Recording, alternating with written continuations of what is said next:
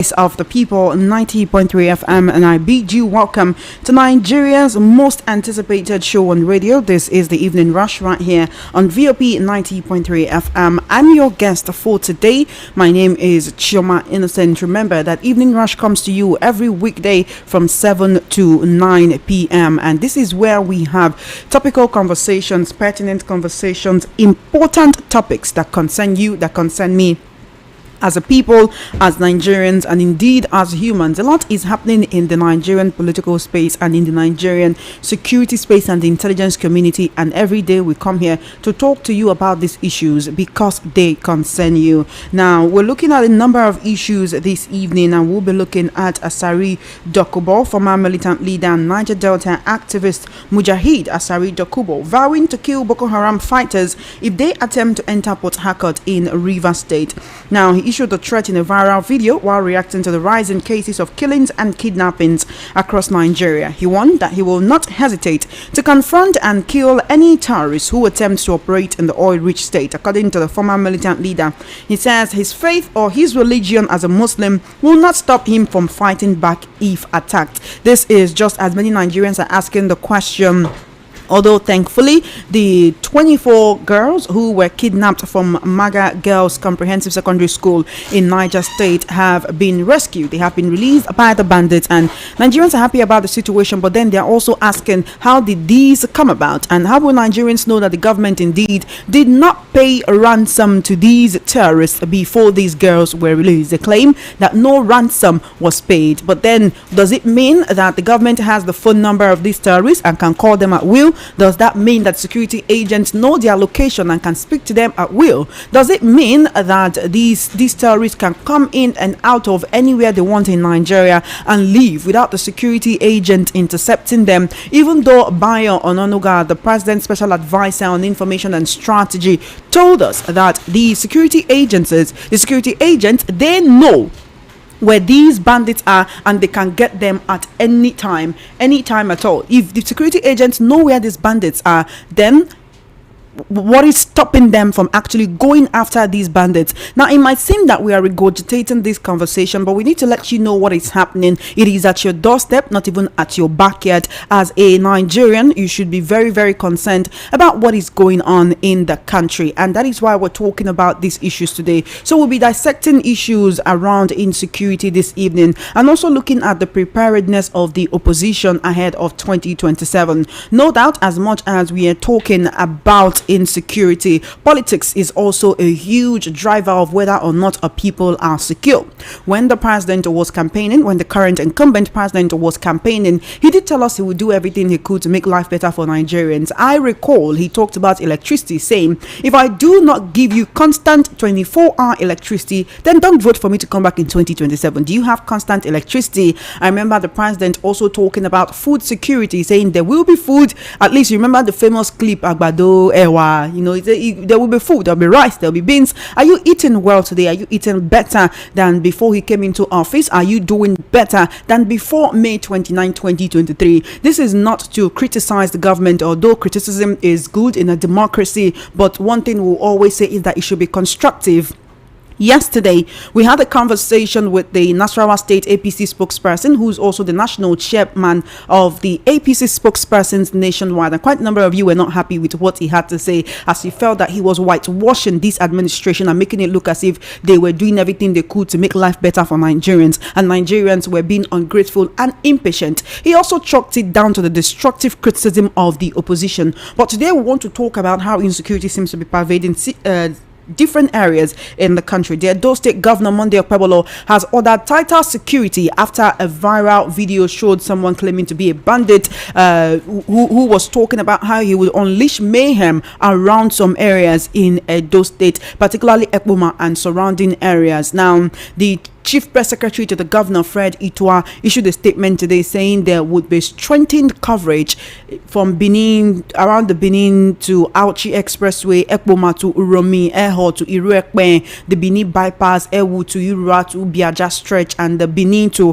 Afuze to Auchi corridor. Mr. Elvis Alimihela is here. He is from Edo State. I hope I'm pronouncing these places rightly. Thank you very much. All right. It is important that we talk about all of these issues because now schools are being closed all across the country, which shows you the wider problem of how insecurity affects us even more than we care to admit. Anyway, before we continue the conversation, let's actually hear from Asari Dokubo, where he said he will kill anybody who claims to be a Boko Haram member that comes into Port Harcourt. But then when we look at the issues, it is not just about Port Harcourt. If the whole country is surrounded by terrorism and Port Harcourt is the only stronghold, there is the only place where there is no terrorism because Asari Dokubo is quote unquote protecting the place. That is not a protected place, because if your neighbor's house is on fire, all around you is on fire, and you are in the middle of a circle of fire, it is only a matter of time before it gets to you. Now, we're also looking at a certain member of the House of Reps who is begging the president not to withdraw the police escorts that usually follow VIPs around, saying the bandits are now threatening politicians, they are threatening National Assembly members. It was last month that we heard that the bandits, or terrorists, because they really are not bandits, terrorists were threatening to bomb the National Assembly. And so, is it because this threat is now more palpable? Is it because it's now coming home to most of our political elite? And that is why they seem to be talking about it even more than before. Anyway, let's hear from Asari Dokubo, and then the conversation continues. I have my guest right in the studio. I'm not alone here, and we'll be talking about these issues. Now, the same House of Rep member who said that the terrorists are now threatening politicians and National Assembly members also said that the names of some Boko Haram members were found in the army recruitment list. And that brings to the question just how well our security agents are doing in the fight against insecurity. If the names of Boko Haram members were found in the army recruitment list, does it mean that is the reason why the military has been unable to phase out insecurity totally? Let's hear from Asari Dokubo before we continue the conversation this evening.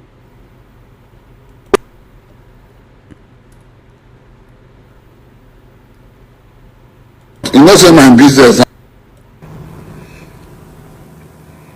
If Boko Haram come Port Harcourt, you know, say my business na to kill them. I did Zamfara, they killed them. I did Plateau, they killed them. I did Niger, they killed them. If them come Port Harcourt, my business na to kill them. This thing I'm telling you is wrong. This one is wrong. I'm not like those people who do this, that apologetic. I'm a Muslim. If you come fight me, I go kill you. If you come fight me because I be Muslim, I'll kill you. That one. No compromise. But I will not. All right, then we're also getting reports that President Tinubu has declared nationwide security emergency and has ordered the armed forces to recruit more personnel. Is this actually going to phase out insecurity in the country? Amid the rising attacks and abductions by terrorists, President Bola Tinubu has declared a nationwide security emergency. This was contained in a statement personally signed by the president. He also ordered additional recruitment into the Nigerian armed forces and the police force. So we might be seeing a larger recruitment drive into the armed forces, into the Nigerian police force, NSCDC, and other security institutions in the country. But bear in mind that this is a nationwide security emergency. Should we interpret this as a national state of emergency, or that's not what it is? Anyway, I have my guest right here in the studio, Mr. Elvis Elimihele. He's a political, social, and national affairs analyst. Mr. Elvis Elimihele, thank you so much for joining us on the Evening Rush today. Welcome to the program. Good evening, Choma. How are you doing? I'm very well, thank you. How are you doing today? It's good. Welcome. Also, we have Mr. Somi Uranta. He's an entrepreneur and author. He's a political, social, and national affairs analyst as well. Welcome, Mr. Somi Uranta. Thank you so much for joining us today. Thank you very much, Choma. It's great to be here. Thank you so much. It's a pleasure to have you here as well. Let us actually take these issues one after the other. We're looking at insecurity in the broader, wider aspect. But right now, it seems that politicians are jittery. They are fearful for their lives. They are saying, President Tinubu, please don't take away our security. Please don't take away the policemen who are protecting us. We know there are not enough policemen to protect Nigerians, but we are the VIPs. I mean, ordinary Nigerians. It's okay, they are ordinary Nigerians, but we are the VIPs. Please don't take away our security.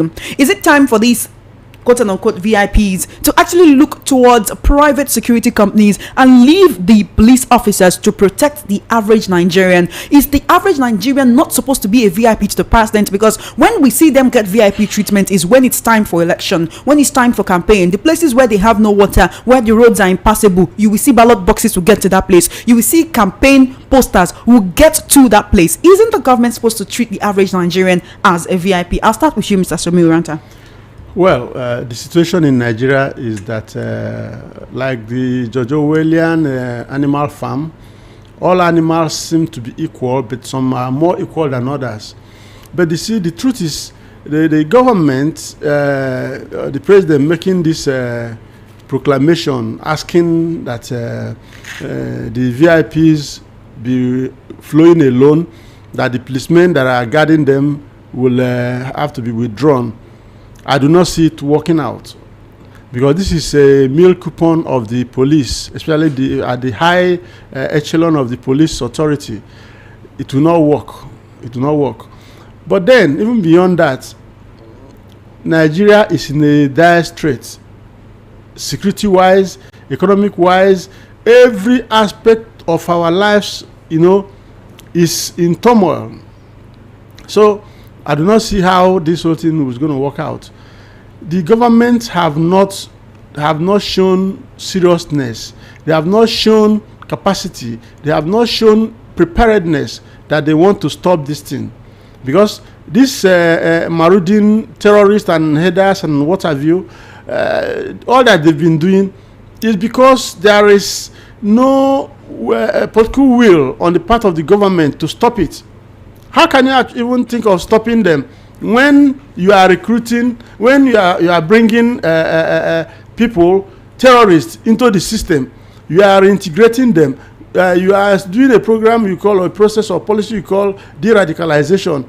This whole thing makes a nonsense of the whole thing. And if Nigeria is not careful, in the shortest time from now, Nigeria might very well be designated as a terrorist nation. And that will be very, very bad for us. So the government must put on their thinking cap and act now before it is too late. All right, then. Thank you so much, Mr. Somi Uranta. Let's now go to you, Mr. Elvis Elimihele, and hear your own perspective on these issues. As I read Okobo, you heard him saying, we've been killing them in Niger, we've been doing this here, we've been doing that here, so they cannot even come to Port Harcourt. We know that he is someone that talks about issues like this all the time. Does he actually have the capacity to protect the people? Not just if he has the capacity to protect the people, but this, impeaching parents, liver. If I take come. Where I would have started from, he even mentioned it when he was making his statement. He said he's very raw. Asari Dokubo is very raw, and he says it as it is. The issue is, if a country that has an armed forces cannot protect its citizen, and only one person inside that country is now saying, I will protect a state. Choma, what do you call such state? It means that state is a failed state. For one citizen in a country now talking of protecting his own state, where now lies the government of that state? The people that we voted into power, the people who are using our tax payers' money to service themselves, where are they? That's the biggest issue we should be looking at here in Choma. It is not the duty of one person to now be saying, I will protect my own state, I will kill Boko Haram or whoever that comes to my state. That's the issue. Then if another person now come up in another state and say, I will protect my state, what do you not think will be happening? And who are they going to use to protect these states they are talking about? They are still going to be the same issue that we now find arms in the wrong hands. If tomorrow the government is not doing the bidding of that same person who turn the arms now against the government and the people. Are you seeing it from that angle, Choma? So what we have to be talking about that we have a government who is able to protect its citizens across board. The 36 states and the Federal Capital Territory. That is the function, the constitutional function of the president. That the president must secure his people. Welfare and security of the people is what the Constitution says. So if the government can no longer do it and one person is now saying, I'm in charge, the government have failed and have disappointed the people. That's where my fear comes in. We are not different from what is happening in Somalia. We are not different from what's happening in Sudan. A ragtag people came up in Sudan and raised an army against the government. The RSF, is it not what we are seeing in Sudan? That have brought the Sudan a civil war to Sudan today, and the citizens are on their knees. If we don't check what is going on at the right time, we might get to that level. So what we are talking about is that the president and all his paraphernalia must wake up and protect Nigerians. It is not one person that should be, boasting that he can protect his state, because we never voted for that man. That person is not even among the cabinet that are using our taxpayers' money to fester their ego. Then one will now ask, where did he get the arms from? Where did he get the recruited army he's going to use to fight to protect his state? In a state where the constitution still function, in a country where we still have a constitution, so we now have another insurrection now being led by one person to assist the state now to crush insurgency. I mean, these are things that are begging for answers. I think Nigerians should storm out and speak better, because this is not what we expected. When APC came in 2015, what we heard was that within the next 6 months, Boko Haram and insurgency was going to become a thing of the past in Nigeria, because they came up with the mantra that the late president Muhammadu Buhari is a retired general, and he fought the Montisina war, and he was going to use the same experience and method to fight Boko Haram. But now we have discovered now that for the past 10 years now they've been in power, this insecurity situation in Nigeria has moved from bad to worst. So we don't know where we are now. We don't know whether they came to deceive Nigerians, but Nigerians know now that with what is happening, they came to deceive us. Choma, we are not begging Asari Dokubo to protect Rivers State or Port Harcourt. We are begging the government to do their job, which Nigerians voted them to do for us. All right, let's actually look at the situation where the former Deputy Speaker of the House of Reps, Ahmed Idris Wase, today alleged that the names of some Boko Haram members were previously found on the Nigerian Army recruitment list, and he's warning that there is infiltration which is undermining the country's security architecture. He was actually speaking at a special House plenary session convened today to review Nigeria's worsening security situation. Recall that the United States Congress actually sat on Nigeria's designation as a country of particular concern last week. It seems that it took the US House sitting on a situation that is happening miles, oceans away from them, right, before the Nigerian National Assembly would actually sit on this particular situation. Now he said a lot actually, but then he gave a detailed account of how there was an infiltration, how it was uncovered, and he's saying politicians must be more discerning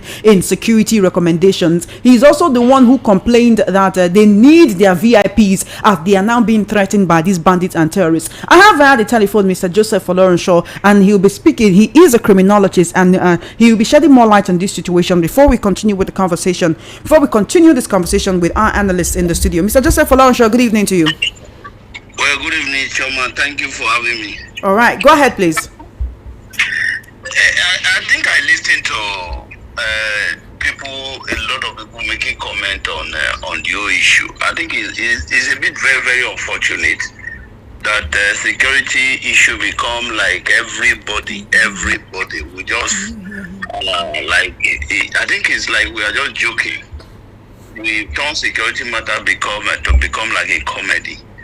Choma, if you listen very well, if you listen to story from UK, Canada, US, Japan, even India, you don't see that the way we discuss security issue, everybody discussing it. You don't see them discussing it that way. The security formation, or we call them policing agency. They are like the fifth realm of the government. As in, when you talk of the executive, the judiciary, the legislator, then the journalists, the media become the fourth realm. Then the fifth realm is the security, the policing agency. Their conversation, they don't discuss it with anybody. What they do is to ensure that the security of the entire country is in tight. Even just if it is like America, they don't, all this one they say the president direct, you can't, it's just an aberration. It's only sometimes they just need some clearance from some clearance from the President of the United States of America. The security agency in America completely isolated from politics. But we know that that's not how it is for us here in Nigeria. Nigeria security architecture, wherever it has been, they are more political than being a security policing agency. If we did not correct that, Choma, our security issue will continue to be worse and worse and worse every day. Look at the last statement from I think from the spokesperson of the president, Ogabayo, and that the agency directive that the VIP, all the police with the VIP should be withdrawn. It's like sometimes what we do in Nigeria is, on the process of us solving one problem, we create another bigger problem. Are you saying that the VIP are not entitled to be secure? Are you saying their security should not be withdrawn, even though they are needed to protect the lives of ordinary Nigerians? Recall that these VIPs can afford to get private security companies if they want to. It is not that because they can afford it. It is an aberration. See, when they create the MOPOs, the MOPO was to like the how do you call it, whenever there's any crisis, like all these things that we are taking military to go and be fighting bandits, Boko Haram. Our MOPO can take care of this, Choma. They can take, if you allow them, remove politics, allow them to do the work, and motivate them, encourage them. They have the capacity to contain this bandit, they have the capacity to contain the Boko Haram. But because politicians have taken over a lot of everything, they mess up the whole process. We now go. Hello, Mr. Joseph, are you there? Hello, Mr. Joseph, can you hear me? I can hear you. All right, please go ahead. So now, what I'm telling you is this: the VIP, a woman be like you, I like all of us. What we need to do is let them secure the entire system, so that even the VIP may even have the money. They will put that money in their investment. But because they feel that the whole place is not secure, and that's why they say, okay, let them double check the security of their life and property. You and I that did not have the money to protect, to hire some of those security, will become a problem. Then secondly, you cannot just all of them, every VIP that have security protection, they do it legally, Choma. If you police protection, now you will write to the IGP. IGP will vet and approve that your letter, and then I say, okay, do you need police protection from MOPO 22 or MOPO 20 or any of the MOPO? Then they ask you how many. You process all those things. Choma, if I process all the form is almost 1 million naira for you to get. Mr. Joseph, do you know that the government, the president rather, has declared insecurity like a national emergency and has ordered that more people should be recruited into our security apparatuses, into the army, into the military, into the police force and others, so that we can actually curb insecurity? Are you saying that the president made a misstep by saying those attached to the VIPs should be removed? That's why I reminded you that they can afford to hire private security for themselves. It doesn't matter how much they've paid. What matters is that if things go south, they can afford to leave this country. It is Nigerians like you and I who do not have a second address. No, Choma, I think if it is true, maybe they misquote the president that he declared security as a issue of emergency, right? Maybe they misquote the president. Security is the only agency or the only state of that sector that is on emergency 24 hours. If president cannot declare emergency on security, the policing agency are always on emergency 24 hours. All right. So that's why I say many of us that are discussing the issue of security, just like we just it's like still finish. So what many countries do is you just feel that you are secure.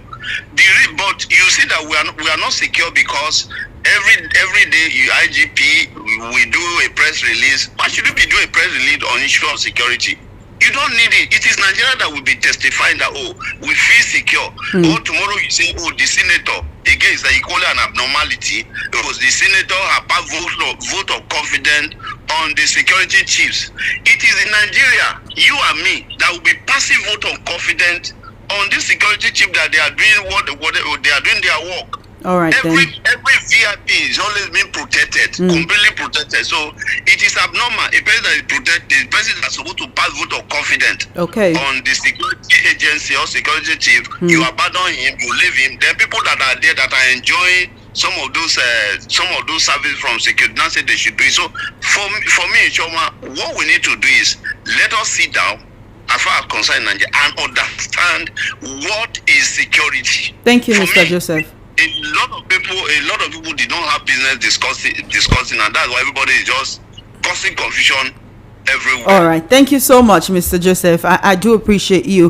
Mr. Joseph Olorunso spoke as a criminologist, and he says the president has no business withdrawing security from the VIPs. Mr. Somi Uranta, do you agree with him? You see, even that statement will not work. It is trying to castrate the IGP and the top echelon of the police.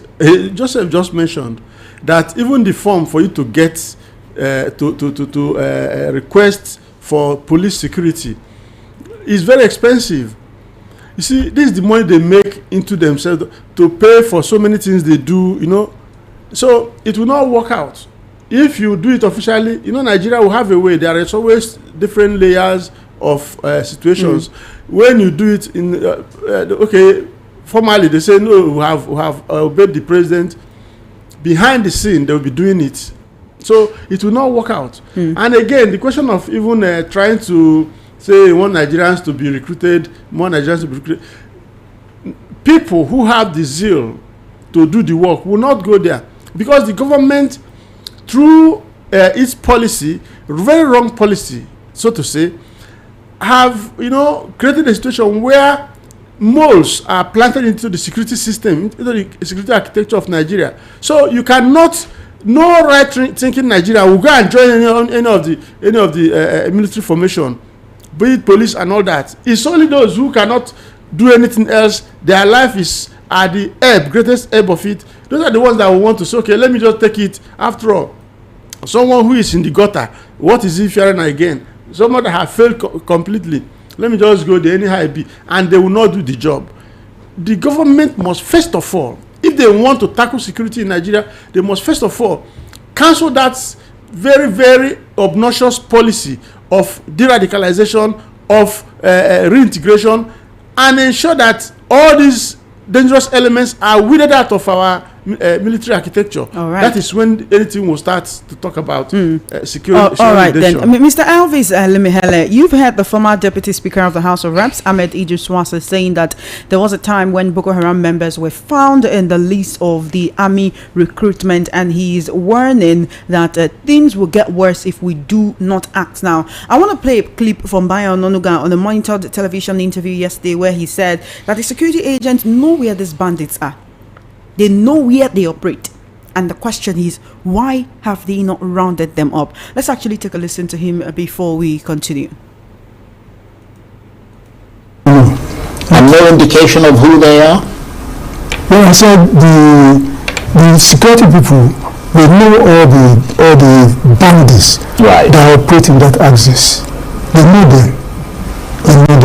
So what about their location? Is that known as well? They know. I don't really talk about the way they do their work, but I said they know all the gangsters operating along that route. So why can't they destroy them before they go and attack these places? I don't understand why they have to come and wait. Collateral damage. Look, our people are living along where they operate, so don't just go there. Look, something happened some years ago in I think Borno State. Ran. Even somewhere, I think Sokoto or so, when the military thought they had the right satellite connection or something, or they went to bomb somewhere, only to find out yes, we had that. They bombed their own people. Yeah. And they need to be very careful that in the course of chasing these bandits, we don't go and bomb innocent Nigeria. Yep. You've heard the President's Special Advisor on Information and Strategy talking about how security agents are being careful so that the lives of ordinary Nigerians do not become collateral damage in the fight against insecurity. But then, is it not unfortunate when we get to hear that Boko Haram members were found on a list of army recruits, or it is something we should just get used to? After all, they are being rehabilitated and reintegrated as repentant terrorists.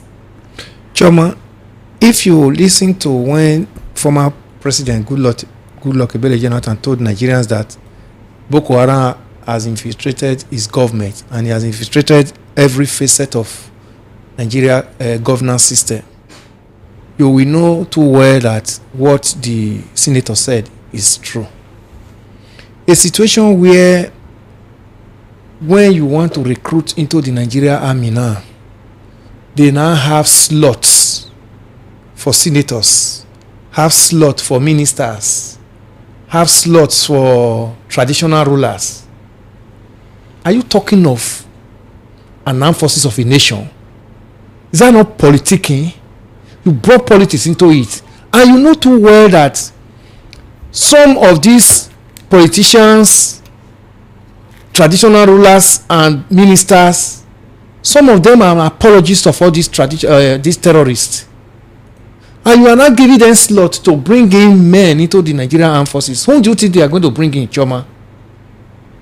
When we know too well that even the formation of this terrorism in Nigeria today is linked to most of these politicians and most of these traditional rulers. Let's not shy away from the truth.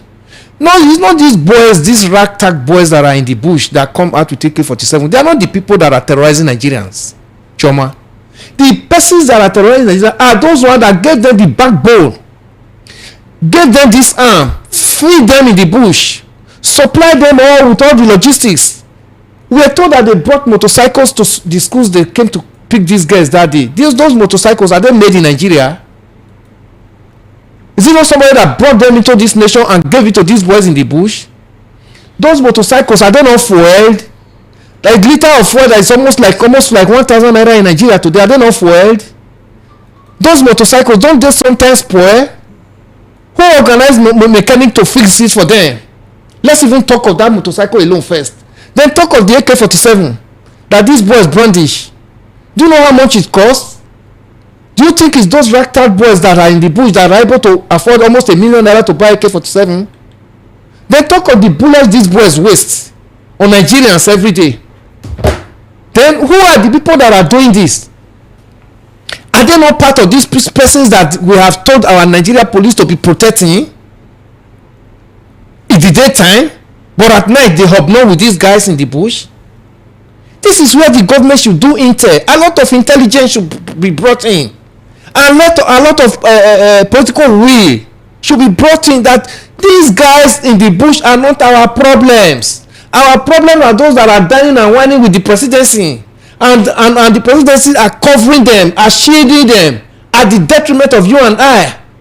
So I'm not surprised to hear that Boko Haram is in Nigerian armed forces, because federal government give all these politicians slot to bring in men into the armed forces. Whom are they going to bring? They're going to bring their boys. They're going to bring their loyalists. And who are these loyalists? Some of them are apologists of these terrorists.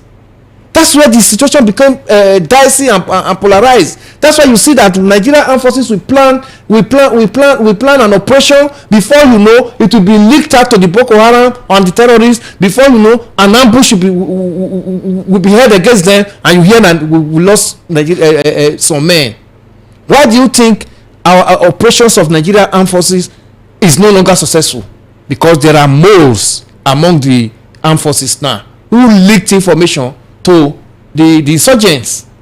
So a situation where the federal government cannot do its job, have the willpower to say, okay, let us look at the financiers of these boys.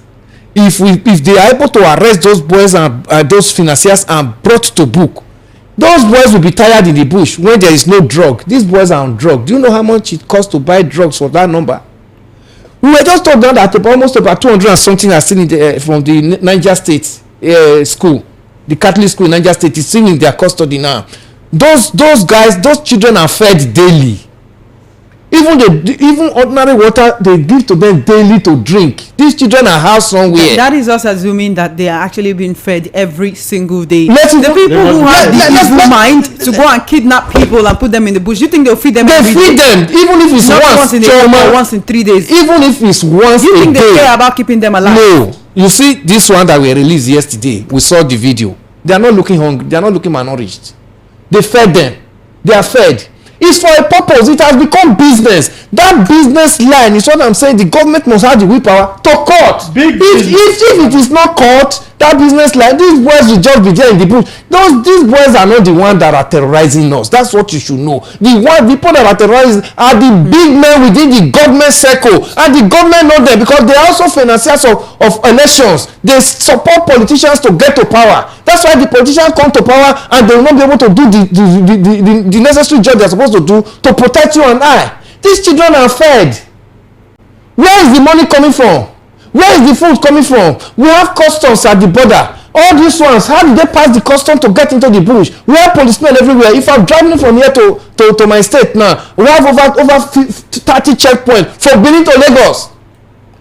Where are those checkpoints? How did all these things get into the bush? Then if we're deceiving ourselves. I disagree with my brother Joseph that is saying that the VIP need to be protected.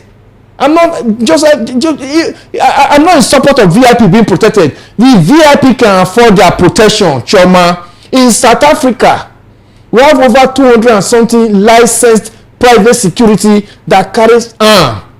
Why don't we also do such thing here? The VIP can afford it. Can you afford it? Can I afford it? The policemen have been so belittled. Mobile police force, that is the anti-riot arm of the police, have been so belittled to the extent that they now carry handbags for politicians' wives to market. Then when they now hear a knockout, they now run. That's not what they are trained for. It's a shame. They should be withdrawn. Let them also face what they are facing. The president even gave them a soft land. He says, okay, they can have pick their security protection from NCDC. That's civil defense. They even still get their soft landing. Do you have such opportunity? Even the common vigilante group that secured my state during the last 4 years of Obaseki, when election was coming that day because they want to hijack Edo State at all costs, IG dismantled it. That's why you started reading us all the towns in my state now where Boko Haram insurgencies are not threatened. IG dismantled it because they want to get Edo State at all costs. Now what are we seeing? Insecurity in Edo State. That's to tell you that they are not there for you and I. The command and control center, international command and control center that was built by the former government of Edo State under Obaseki, where is it today? The new government came and dismantled this. It packed up. Then what do you expect to get? Is it not what we are seeing? Let's not deceive ourselves. They should withdraw their police protection. Let them also face what we are facing. If we are traveling now, you and I are traveling, we know we are good at prayer, we'll go for night vigil, we'll go and do fasting and prayer so that we'll be able to get to where we are going. They should also do such. Thank you. All right then. Thank you, Mr. Elvis. Let's go to you, Mr. Somiu Ranta. The president has declared a nationwide security emergency. Some Nigerians are saying he stopped short of declaring a state of emergency on insecurity all across the nation. He's ordered the armed forces to recruit more personnel. Would you say this is coming late? Would you say this is coming at a good time? And also, after this, I want us to talk about Senator Abaribe saying they've been asked not to speak against the government on this issue of insecurity. But I want us to look at the president declaring nationwide security, even as the reps members are crying out that, oh, the bandits are coming after them, they don't want to die, they don't want to experience what it's like to be in the kidnappers' den. This declaration of a nationwide security emergency, how do you expect it to take off? Well, I think the president, I'm glad that he has woken up. But has he really woken up? That is the question. Donald Trump woke him up.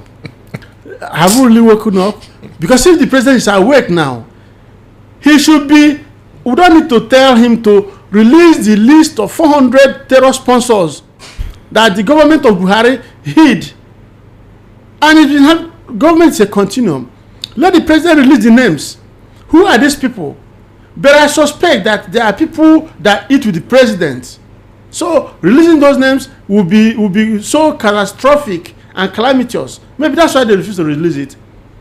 Don't forget, the present governor of Zamfara State, where the minister, is it junior minister of defense? Yeah, Matawale, yes. This man is saying that this man is a Boko Haram sponsor. Yes. And we should call names. The VP today, is it not the man in whose bedroom they saw Kabiru Sokoto? What are we talking about? So you bring these people into the government and they're the people making the laws. What are we saying? We cannot be playing hide and seek with the lives of Nigerians. If we are serious about it, then we are serious. If we are not serious, then let us all go home and protect ourselves. Why is the government disarming people who want to? The other day, a certain general was saying that people should not, communities should stop defending themselves. What are we hearing? What kind of country are we running? Is something wrong with us as a people? They make Nigerians look as if, look, I have said it, it makes us look as if we don't have senses, we don't reason, we are not rational beings. So the way they behave, the world is watching what is happening in Nigeria. And like I've said before, if we are not careful, very, very soon, this country will be designated as a terror sponsor, terror producing nation. And don't forget, all the West African sub-region, they are afraid of dealing with Nigeria because they say, they've accused Nigeria, and rightly so, that Nigeria have been manufacturing in terrorism, insecurity, terrorism into their nation. So they block their borders. They don't want to deal with Nigeria. No, but the accusation is from Nigeria is actually that these terrorists come through our porous borders from other West African and the Sahel countries around us. They come into Nigeria and then perpetrate these mayhem. Also, when we talk about their sponsors, it's not just about in Nigeria. We know that they are strong terrorist network across nations, right? There was a time when ISIS was traced down to Boko Haram. It's a festering ground. That's what we're saying. Nigeria is a breeding ground. Because they have a leeway here. There's a platform for them. Can you imagine for a policeman, an assistant commissioner of police in Katsina State, by name Aminu, was killed by a notorious terrorist, and the guy took the man's uniform and wore it with his number, his epaulette, on him, and he came to a meeting, and they advised that no policeman should wear uniform that day. They came for a meeting, and this guy was wearing Aminu's uniform. And government people, policemen and all that, what kind of nation are we running? I don't understand. Choma. It makes me sick. Choma, it's only here in Nigeria that I see that you beg your enemy, even when he is killing you. We saw what happened in Israel and Palestine now. Yes, with the Hamas. They finished the Hamas. The Hamas, have to even start calling for ceasefire. You see what is also going on there now. Even with the ceasefire now, the Israeli army are still there because there is no more food in the tunnel for the Hamas military men. They've been in the tunnel because all that UN food they've been coming to snatch it from the people which they were using to take care of themselves right in the tunnel. Now they are hungry because there is a ceasefire and no more food in the tunnel. They are not coming out, and Israeli army are not picking them like rat and chicken. Yes. That's what I'm saying. Let's starve these boys in the bush. The government knows these people that are sponsoring these boys. If these boys are adequately starved, they will drop that gun and come out. It's because they are looking for women. They have women in their kitty. They come and raid villages and carry women in. Become emergency wives. Little girls become emergency wives. According to them, they are looking for drugs. They get these drugs. They are looking for food. They get it. They are mobile. That's why you see they are behaving as lords in the bush. But unfortunately, their main sponsors are dining and whining with the presidency. Their main sponsors are the big politicians that sponsored election for politicians to get to power. So they become a sacred cow. They must not be touched because of what they want to get from them at the detriment of you and I. Names were released. If Buhari didn't have the willpower to prosecute that list, Tinubu has stayed for 2 years now. No matter what you tell me, okay, we are still investigating the list. So you mean a whole 2 years they've not been able to investigate the genuinity of that list and say, okay, these ones are actually free. At least even if it's only 5 of them or 10 of them, let Nigeria see that Tinubu has worked on that list and say, okay, that list that came from UAE, these are the people that we believe genuinely are the sponsors of this terrorism in Nigeria. Let's see them in court. That will serve as deterrent. A country where there is no law, people just go away with crimes and criminality. You get to the judiciary turn it to trivialities. They now bring technicalities into it and send the person home. You now become a terrorist as well. To tell you only 5 years imprisonment. Is that how we are going to come out of this? We are just a joker. All right. So there is a breaking report that. All right, I want to get this right and then I'll let you know. The Senate has declared kidnapping and banditry as terrorism and have approved the death penalty for offenders.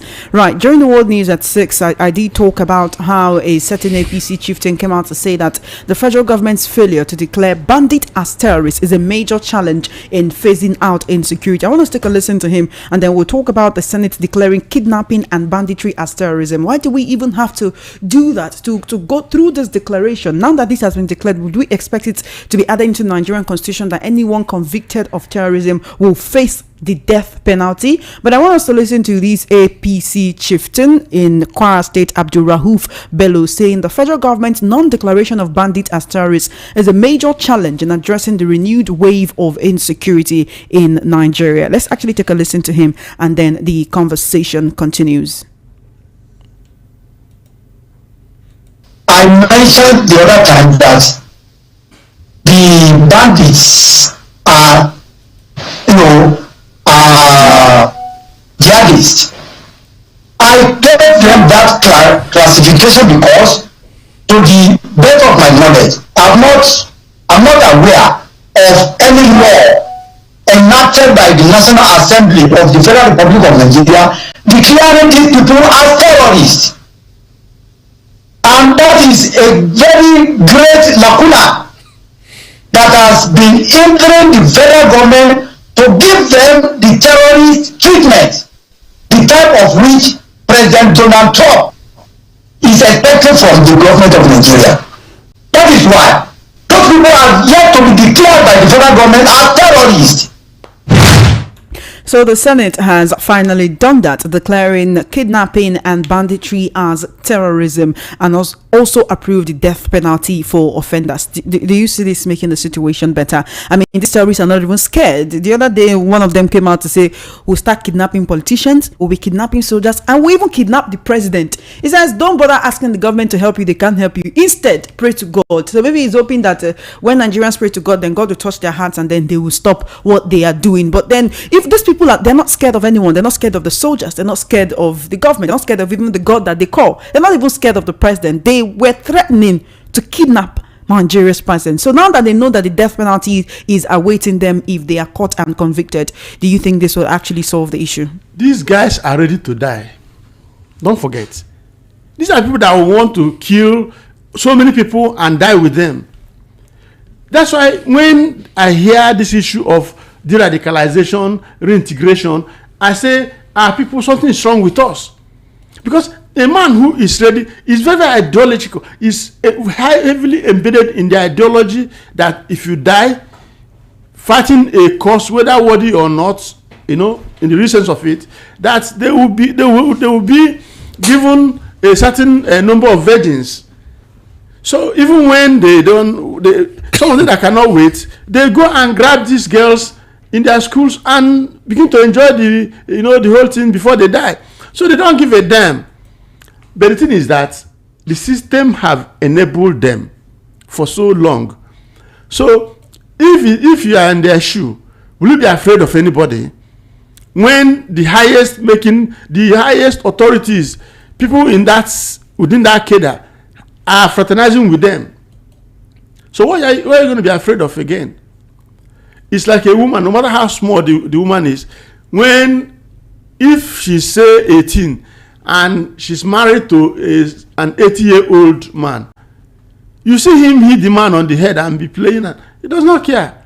But this is a man people will prostrate to greet.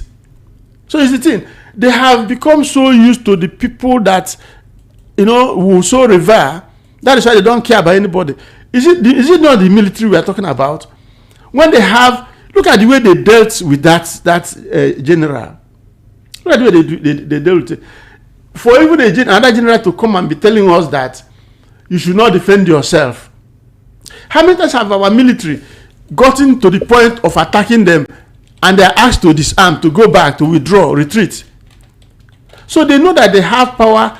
The power that oppress them are from very high place. So they can't be afraid. That's why they are doing what they are doing. But sorry, let me tell you something. If the government fail to defend the people will start to defend themselves. And that is an invitation to anarchy. I saw a video just this afternoon from Rivers State. Some of these terrorists went to terrorize Rivers State, and they were all slaughtered by Rivers people. Let me tell you, Niger Deltans are not afraid of them. We are not. We are just trying to be law abiding. And the Nigerian state must behave now and act well. Otherwise, we all carry arms. What's happening? You saw the little one that happened at Uromi. Yes. Was it not in the news this year? The one that happened at Uromi. But has that actually stopped kidnapping and terrorism around the area? Let me tell you, kidnapping around the state. It starts from somewhere. It starts from somewhere. Anarchy is not just. It's not giving birth to in a day. It starts from somewhere. When the people are now becoming so helpless, and they say, okay, if the government cannot do it for us, let's begin to do it. Let me tell you, if not because of the way the governor took that matter, or the way the war in Nigeria took up that matter, more of such would have still be happening today. And let me tell you, it will still get to a level where the people say, okay, we did it, and you chastise us. Now you cannot protect us. We can go back to what we did, what we know how to do best. We renewed vigor. With absolute renewed vigor. It will get to that level. So we should not joke with what we have on our hands. That it takes the president of the United States of America to remind us that we have problem in Nigeria. And then we are denying that there's no problem. Every day we still see the government officials coming to tell you that it's a lie. When we live here, when we have all the videos are everywhere. The world is a global village. The same way we watch it here, the same way they watch it over there. To tell you how bad it is, a journey of less than 1 hour from Benin to Ekpoma is the only road I've seen in Nigeria. Most of the roads are applied that you don't have a police checkpoint on that road. You have military checkpoint. For just a 45 minutes, 1 hour journey. It was so bad. Military were deployed. The former governor have to set up a base for them somewhere in the hall. You mentioned that time just now. A hall. Set up a base. Military checkpoint from Benin to Ekpoma. All right, thank you, Mr. Elvis. We'll go on a very short break, and when we return, the conversation continues. We'll actually be taking the reactions of Nigerians along the line. When the time is right, I'll let you know the numbers to call to be a part of the conversation. I can see some people are already sending their messages on WhatsApp. Keep it coming. I do appreciate you. When we come back from this short break, we'll look at Senator Eyinaya Abaribe, the senator representing Abia South Senatorial District, lamenting the killings and activities of terrorists across the country, and he's also lamenting that they have been cautioned against speaking ill of the present administration, even while Nigerians continue to live in fear and at the mercy of rampaging insurgents. Let's take a very short break, and we'll be right back.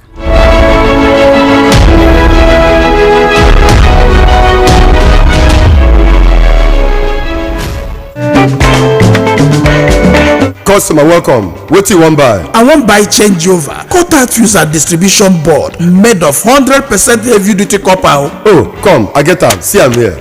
No, now I'm looking for Slatter Star J Quota Fuse and Distribution Board, Nipo Quota Fuse, Star J solar battery, inverter, MPPT controller, and solar panel. But Oga, don't worry. I know where to get them. Whether na Star J changeover Quota Fuse, Slatter Distribution Board, Nipo Quota Fuse, Star J solar battery, inverter, MPPT controller, and solar panel, Star J ceiling fan, sockets, all earthen materials. Make you no go do cover-wise pan foolish o. Slatter Star J Indian product na #1 since 1961.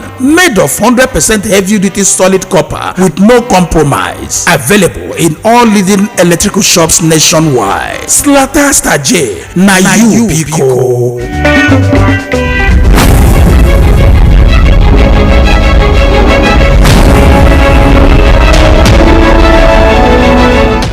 Welcome back. You're still tuned into the Evening Rush right here on Voice of the People 90.3 FM. We've been talking about insecurity in the country and looking at solutions actually to curb these insecurity. Now, I have Mr. Elvis Alimihela in the studio. I also have Mr. Sumi Uranta. We've been talking about this situation.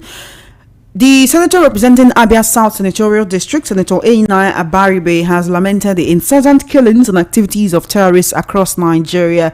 He says the government of the day has failed in its responsibility to protect the lives and properties of citizens. He's also lamenting that they have been asked, they've been told, they've been cautioned, that is the people in the House of Reps and National Assembly, the senators, the lawmakers, they have been cautioned against speaking ill of the current administration. That is, don't criticize the present administration. They're trying their best. Don't, when you go on the floor of the Senate or the House of Reps, don't talk about this administration. Don't say they are not trying. Don't say that they are not really doing much to solve insecurity in the country. When you want to talk about this administration, try to paint it in a good light. But he's saying that in his words, he says, the writer, George Orwell, made a very profound statement, which I will quote. He says, in the times of universal deceit, telling the truth becomes a revolutionary act. We are being told every day to be patriotic. We are being told here that we shouldn't say anything against the government. We've been told that, oh, you should not talk about the past, you should focus on the present. He says, rather than focus on the responsibilities, the present National Assembly has failed to ask the right questions concerning the insecurity bedeviling the nation. But I want to ask, what do you think about what Senator Abaribe has said? Because why would he be told not to? Why would the people in the National Assembly be told not to talk ill of the present administration? Does it mean that criticism, no matter, even if it's coming from a good place, even if it's coming from members of the party, because we call Senator Ali Ndume, Senator Abdul Ningi, at different times, both of them have said things that did not sit well with the current administration, and then you know how that went. But this is somebody who is part of the opposition. Does it mean that when he speaks, it will be chalked down to, oh, it's because you do not like this government? It took, I said this earlier, the U.S. Congress sitting on insecurity before the National Assembly sat on the situation of insecurity. So if the senators are being told, don't talk about this government, don't talk about insecurity, what about the average Nigerians? Does that mean that we are doing wrong, or we are putting ourselves in a very tight spot by talking about this insecurity? Well, I think what is happening in Nigeria is that we should have a different definition of the kind of government or system we are practicing. What we're practicing does not qualify the dictionary meaning of democracy. Maybe, in fact, we do not even qualify as civil rule or rulership by civilians. It does not. Because we do not qualify as civil rule by the civilians or civil rule by any means. Because just only recently, Rivers State, we invited the military, suspend the democratic institutions, and the military came, and for 6 months, they messed up the state. Then you want to call it a democracy? Democracy thrives on multi-party system, on free speech, on free association, and stuff like that. Those tenets, those fundamentals of democracy, we have all thrown them to the dustbin. So I don't know where we are standing. They don't even understand that when you criticize a government, especially when it is constructive, even if it is destructive, you are being more patriotic than those who sit by and not do anything. And this situation where sacrificing has been taken to a new level cannot help any government. Look, I keep telling this government, if you try to destroy or stop opposing voices, you are doing yourself more harm than good, because there are special blessings only your enemy, only your critic can help you, can bless you with. If you are dancing and you are the one to now tell people how good your dance steps are, then you will not be able to dance well. It is the spectators that will say, look, you are making a great effort, go ahead. But if everybody says, hey, go on, you might fall into the ditch and you never realize it. By the time you know, it's too late. So this government is doing a great harm to themselves by trying to shut people from expressing themselves. And you can't even Choma, succeed in that. Choma, I want to believe that what Senator Abaribe is saying is a big shame. When this 10th National Assembly was being constituted, Nigerians were like, we're going to see a better, robust debate in this 10th assembly. Remember the number of Labour Party senators and legislators, honorable members of House of Rep. We're like, oh, it's balanced. We have APC, we have PDP, and we have even how many of them are still in the opposition I'm coming now? there. Abaribe is even from ABGA. It's not even from the ruling party. So for a ruling party to tell you that you should not criticize, what's your job in the National Assembly? Your job in the National Assembly is to bring out debate that will enhance good governance. When you bring out debate, the debate must not be at all time favor the ruling government. It must not. But this debate is to favor your constituency people who voted you in there, you and I. Because we want to hear what is happening in the government and be able to know that, oh, the people we voted in are actually doing their job. So if they come to get to the house and they are silenced in the house because the government has asked them you must not criticize, is their failure. And the people, if there was credible election, the people in this nation, the people would have been waiting for them and say, you did not do our bidding when we sent you there. Then by the next 4 years, such person is not supposed to go back. We hear Julius Malema in the ANC in South Africa National Assembly. He was a youth leader of ANC. But because he felt ANC was not doing the bidding of the people the way he wanted it, he became a critic. And from there, he left ANC and had formed his own political party. Today, he's a factor to be reckoned even inside that South Africa National Assembly. Why are we, everybody is now dancing to the tune of the ruling government in Nigeria that people voted you from a political party to go and carry out the credible work they feel you can do. You got in there, you now decamp. Because everybody is saying we want to align with the center. Where is the center in democracy? The center in democracy is the people. You and I. That's the simple definition. So whenever they say we are aligning with the center, where is center? Somebody voted the president to get there. The same way you were voted. Why you are not relinquishing your own right for another person's right when you know that you are coming back in 4 years' time to ask for vote from these same people you are not telling you are aligning with the center? Did I ask you to go and align with the center or ask you to go and do the job?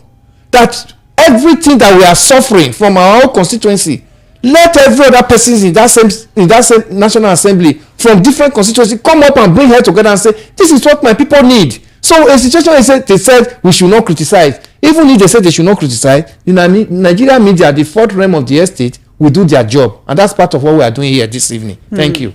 That's actually part of what we're doing here this evening. While we're talking about this, let's look at the broader failure of leadership in Africa as a continent and in West Africa as a region in that continent.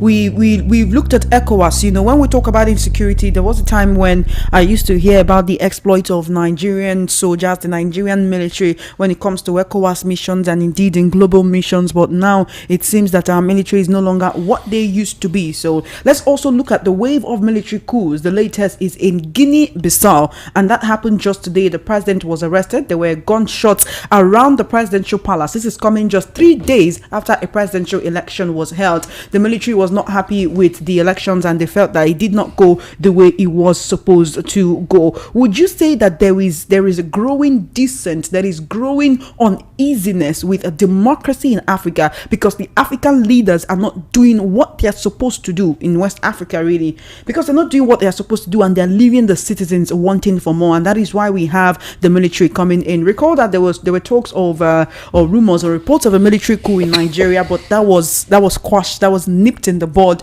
But we did hear that certain people were arrested, and before you know it, the service chiefs were changed, and before you know it, insecurity is pervading the whole place. I want to hear from you, Mr. Sumiranta. You see, the problem with Africa is that there is this Africanness about our thinking. Somebody once said that our hearts are as dark as the color, the dark hairs we carry on our head. That may be right or true, but the thing is, Africans, both the African Union, both the ECOWAS, are people by men and women who do not care about the people. They don't even understand the kind of governance, just like it's in Nigeria. That's where it is all across Africa. Maybe exception of very, very few.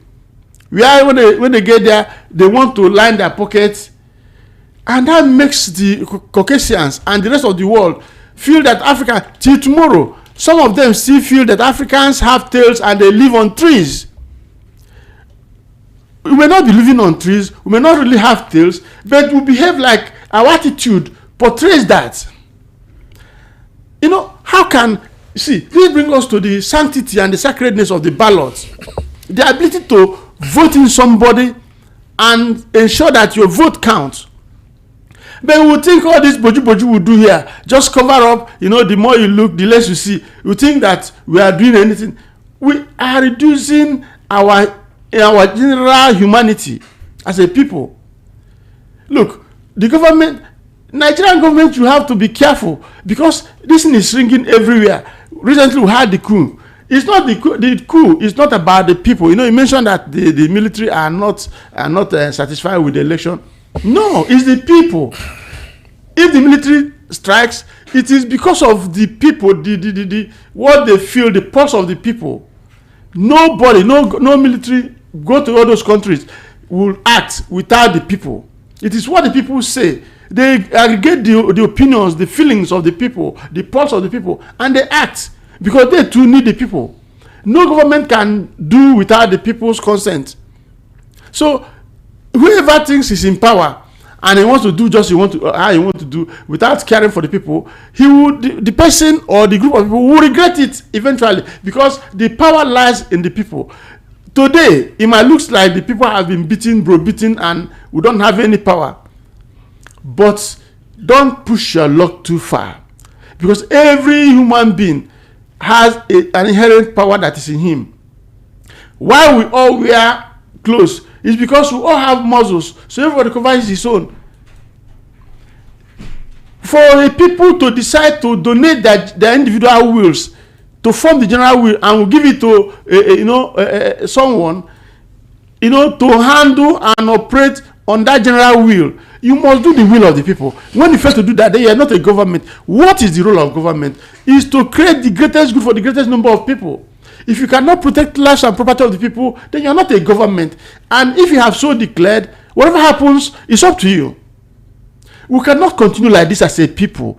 It has gotten to the point that every Nigerian have to speak. If you stop the people at the National Assembly from criticizing or complaining, will you stop the people? How many people will you kill? How many people will you stop? This thing will continue. And the voice of the people is the voice of God. It is the ear that will hear, that will listen to wise counsel, need not be as big than, as this bowler hat I'm wearing. Choma, you said when you were giving out your statements, you were talking about Nigeria Army and the role they played in the sub-region. Let me tell you, that same Nigeria Army is still the same army we have. When civil war came up in Liberia in 1989, ECOMOG was formed under the then Nigeria was being headed by late Sani Abacha. Nigeria single-handedly financed ECOMOG, and the first commandant of ECOMOG was a Ghanaian general. When he got to Liberia, he could not manage the situation. That was when he was recalled, and late General Sani Abacha now deployed Joshua Dongoyaro to take over the command of ECOMOG. There and then, we saw changes. ECOMOG was able to manage the situation in Liberia to a level that country is still a country today. As they were about getting the success in Liberia because of the diamond in Sierra Leone, the war spilled into Sierra Leone. The rebels, we have the Joshua, the Taylor was heading one faction. Then we have Johnson was having another faction. So they get into Sierra Leone because they want to annex the diamond in Sierra Leone. Nigeria did not stop at that level. Went into Sierra Leone and helped to nip that insurrection that was coming up in Sierra Leone for the Sanko, that was led by late for the Sanko, where they started hatching at men. They just Anybody they see on the street, they remove his hands, cut off his hands. Nigeria fought that war. It's still the same army we have today. The only unfortunate situation we have today is that the politicians have made our Nigeria armed forces to look like women now in the Committee of Nations in Africa. Because I know we're talking about a serious issue here, but when you say women, what do you mean? It seems like you're taking it in the context of weakness. No, I'm not. Well, let me say in quote. Let me say. So we are the one apologizing. No, Choma, let me say in quote. Even I remembered late Major General Timothy Shepidi, who led Nigeria soldiers into Freetown when government house was almost taken over. So they said that he got injured in that war. He refused because he did not get treatment early enough. By the time he left the war to treat himself, he could not survive it. Those are gallant soldiers this nation have ever produced. What are we talking about today? We are not talking about coup that we have said we have overcome in West Africa. Now coup is coming back again. We are seeing Burkina Faso, Mali, Niger, and we've just heard this one this evening now. Guinea-Bissau. Do you know what we are talking about? The big question is what do they discuss in ECOWAS meeting? Choma. What do they discuss? One should be talking of when you have such sub-regional meetings, you should be talking about the welfare of your people. If these people are not getting what they want from the government, military don't sponsor coup. It's the civilian that sponsor coup. Exactly. Military don't sponsor coup. Do you hear what I'm telling you? Even as Gideon Moka's coup of April 22nd, 1990, we started hearing of Chief Ogboru, people that, release money.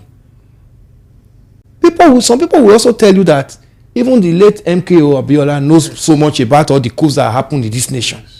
Civilians sponsor coup. Civilian brings in military. So what you are seeing in Guinea-Bissau today and even other part of West Africa that is undergoing this military regime is as a result of the civilian got tired and they played into the hands of the military. And the military said, okay, since the civilians are complaining and one person will say, okay, I can't do it. Then you now hear that the military take over. Why will military not come into power in West Africa or even in Africa? When we see that apart from the C-type syndrome that you get in there become like a hereditary thing, you don't live there again. Look at Togo, from father to son, the Yademas. Look at what is presently happening in Cote d'Ivoire. When Gbagbo came into power, Gbagbo stayed and wanted to overstay and was wanting to amend the constitution for him to stay. Civil war came after the death of Felix Houphouët-Boigny, who ruled Cote d'Ivoire with one-party state. When they now got multi-party, they now discovered that they've been living in darkness. Only Felix Houphouët-Boigny's ethnic were in the best positions in the government. They have civilization. But when multi-party came, Laurent Gbagbo got to power. They were feeling liberated, but he wanted to entrench himself.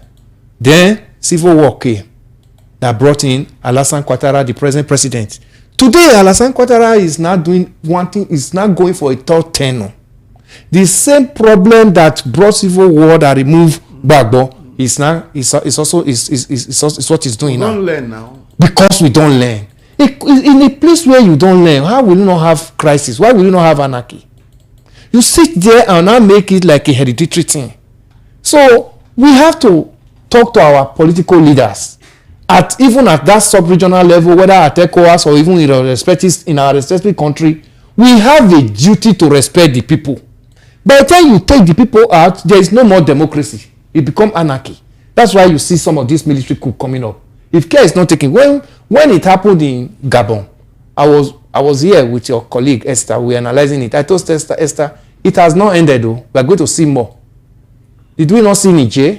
Many more come. Did we not, have we not just seen the one that has just happened this evening now? But would you say that is why some countries see a democracy whereby the executive seems to be in charge of the legislature, the judiciary, and security apparatuses, so that the military does not even think, and that is why they treat them well, you know, treating the judges well, building houses for them. No, like you see, treating the military well, changing security apparatus, making sure you have your own people at the helm of affairs, so that they do not even think about a coup. The people that disappointed, the arm of government that disappoints the people most in a democracy is the legislator. Yes. The legislative arm is the only arm that is not in military regime.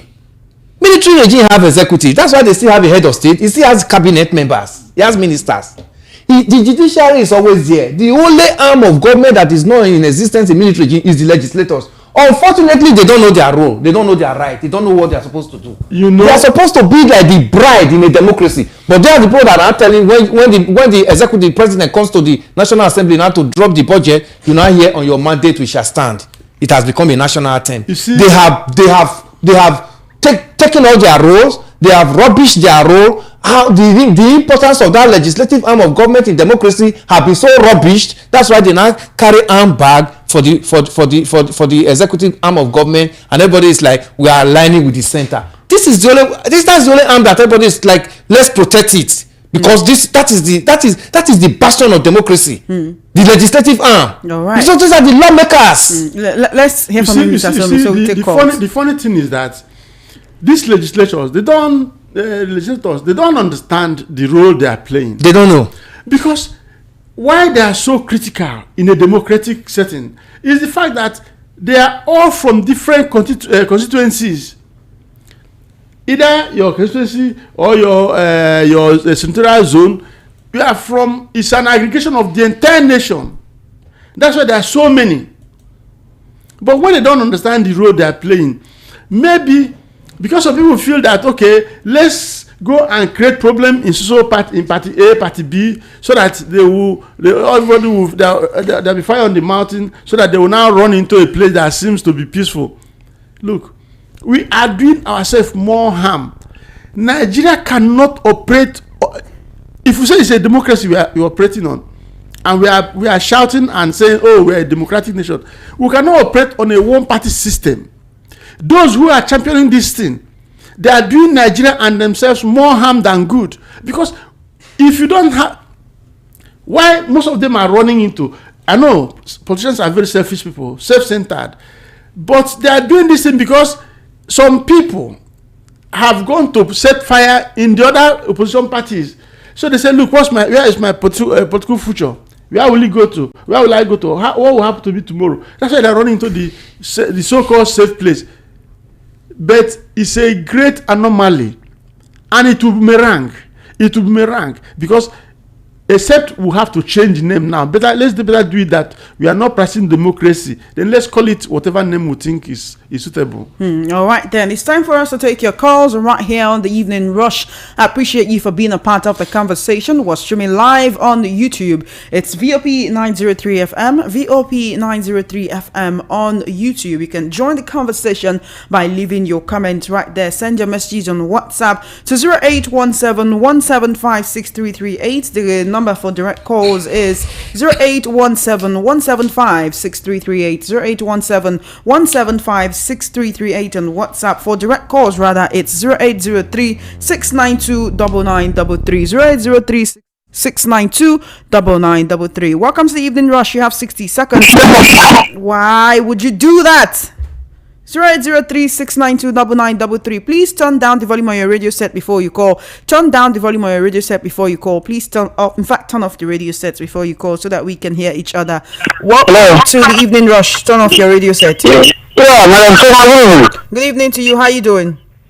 Yeah, I'm okay. How is my sister? She's very well. Please go ahead. My name is Ibrahim. I'm calling from the Solo. Welcome, Ibrahim.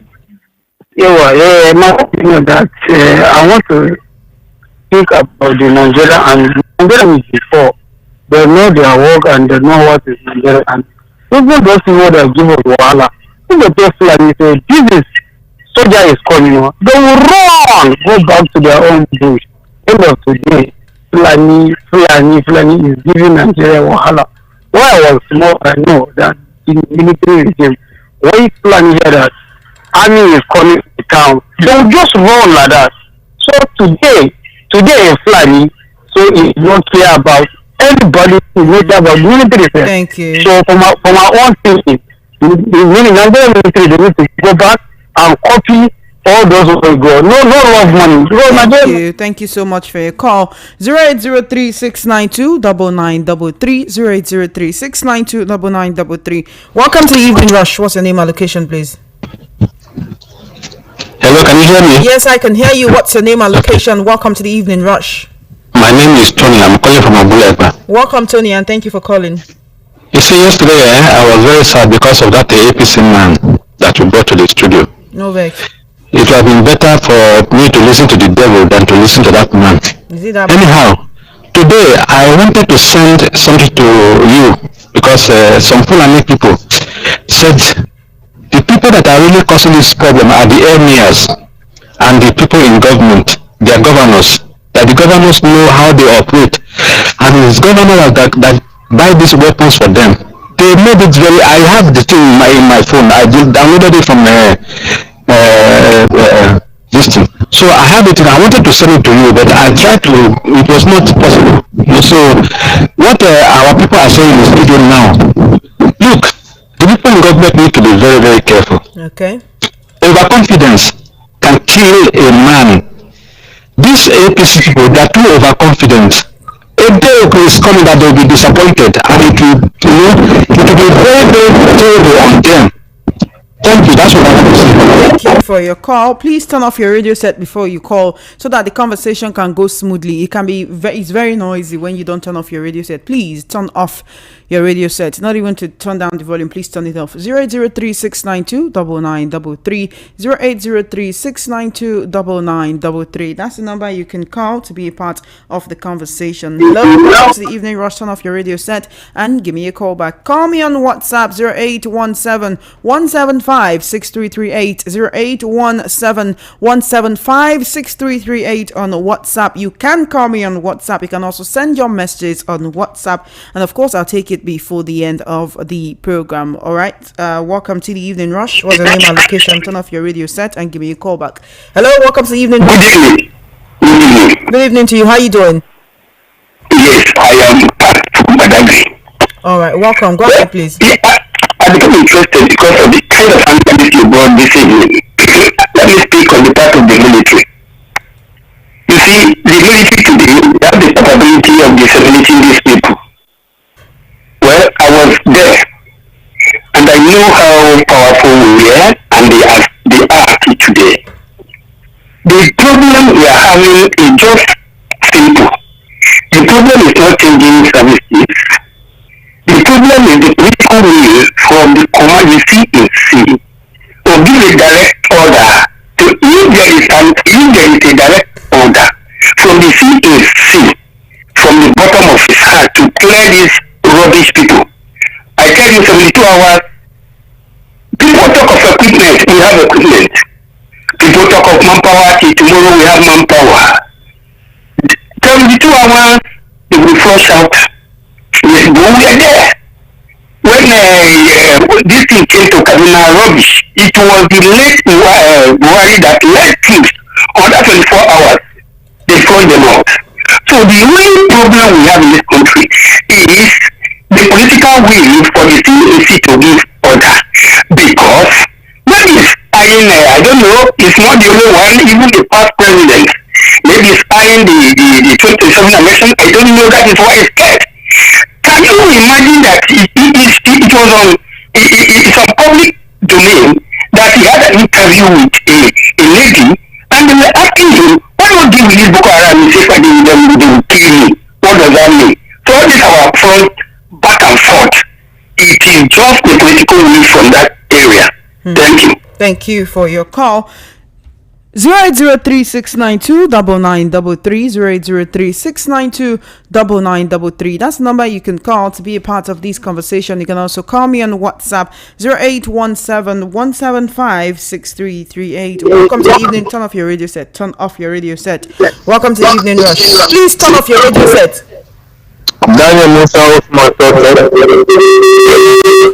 Give me a call back. You just have to give me a call back. All right, then let me take your messages. Good evening, Chama. Honestly, Nigeria should forget about the APC government. They are not saying the truth. The present government know the terrorists. That's the reason why they can't solve it. We are ready to vote out APC. If our vote is going to be counted, APC will not win elections in 2027. Progress from Lagos. Welcome to Evening Rush. Good evening. Chama, good evening. Hi, good evening. What's your name and location, please? My name is Akudeba. I'm calling you from Apapa. Welcome to the conversation and thank you for calling. Go ahead, please. Chama, do you know what is giving me concern right now? What is it? It's the revelation of Abaribe. For the House and the Senate to be gagging their members not to what is going on. Yeah. Chama, that is the height of it all. They are right now trying to wrap Nigeria in a very beautiful package. Why the thing is rotting inside? They do not want to, treat the rotting that is inside, but they want everybody to be singing the praises, all of us to turn to Hallelujah boys, including the senators, including those in the House of Assembly, including the Nigerian masses, all of us to turn to Hallelujah boys. Why nothing is going on in terms of good governance in Nigeria? If the people in that high places can be trying to gag them, then there is so much problem in the land. It's giving me concern. When you highlight it, I said, can this be truth? And by the end of the day, it was truth. That the ranking senator like Abariba and the rest of them can be gagged in the name of singing praises of the government while they are not doing anything in terms of good governance. That is the height of it. Good governance is shown everywhere in the world wherever they are dishing out good governance. You are not dishing it out. There is no infrastructure. There is so much insecurity. There is no pipe-borne water. Doctors are on strike. Nobody goes to the hospital and to be get treated. And they want Nigeria to be singing their praises, even to the extent of threatening the serving senators. Choma, this is the height of it. There is no light. Everywhere is dark. People traveling from one point to another in Nigeria cannot apply good road. They are now trying to gag everybody. Don't speak. Don't say anything. Just sing praises. All of us should return to Hallelujah boys. This is the height of it. This is absolute nonsense. Thank you and good night. Thank you for your call. Appreciate it. 08036929933. Thank you for staying tuned. Welcome to the Evening Rush. What's your name and location, please? Yeah, good evening. This is Emeka from Ogun State. Welcome, Emeka. Go ahead, please. Yeah, what I want to say is that northern people will later see what they have done to themselves, because someone said that they are aware of this insecurity, and when you look into it very well, you can see. Even though the names of those that, they are talking about, if you go into the name, you see that names of the northerners are much there. And so many people are afraid to take any of their business to the north, and many schools have closed in the northern side. Now, they will later know what they have done to themselves, because people will not like to have anything to do with it. Northerners, because of all these things that are happening. And what again I want to say is that for we to fight insecurity, why we have saboteurs inside militaries? How do you think that these men can be able to do the works? Many times when these men are moving in a journey, information have already given them and they lay ambush, and those that lay ambush, they are in advantage to finish those that are coming to them. How many times have we, the military lay ambush over these guys and succeeded in that, to finish them? But many times when they are going to attack them, these people will lay ambush ahead of them and finish our military. So then you are now thinking that they can be able to wipe all these men. Why they have so many of them there, and they have their leaders in the politicians that always give order. So Nigerians, we never the leaders, they have not yet serious to fight insecurity. Even though they call Americans to come and join them here, they cannot do anything as long as the head are there in the military, giving them information, supporting all these guys, and we cannot do anything. So let us, wake up if we are still sleeping. God bless you. Thank you for your call. 08036929933. Hello. Hello. Hello, are you there? All right. Welcome to the Evening Rush. Good evening to you. Choma, good evening. Good evening. How you doing? Thank God. I'm back from the last time. Welcome and back. Go ahead, please. I appreciate your two analysts. They spoke well. Thank you. Choma, I want to ask Ahmed Bola Tinubu why Ahmed Bola Tinubu is afraid. Seeing what is happening in Nigeria, everybody are lamenting. US are talking about it. What is holding Ahmed Bola Tinubu to bring out the list that Buhari hide that Dubai government announced? If Ahmed Bola Tinubu bring it, will he die or will he not contest 2027? Why can't Ahmed Bola Tinubu review the names of those people that are sponsoring terrorists in this country? To remember, there is one man in the north called over there, Waterville in Nigeria Info, where he mentioned that they went to the Boko Haram or bandits. He made it open to them that one of the governors in the north are one of them supporting terrorism because like them in Nigeria. Other tribe, other region are not Nigeria. North are the one causing problem. Trauma, it has come to time that every man in Nigeria, every region will agitate for self-determined. It's not evil. We should go our separate way. If we go our separate way, then as I came from the east, I got my border. Let them came. Let me do them what Israel are doing to Palestinians. It will end up bandits because they took advantage of one Nigeria and then leave their region, causing havoc.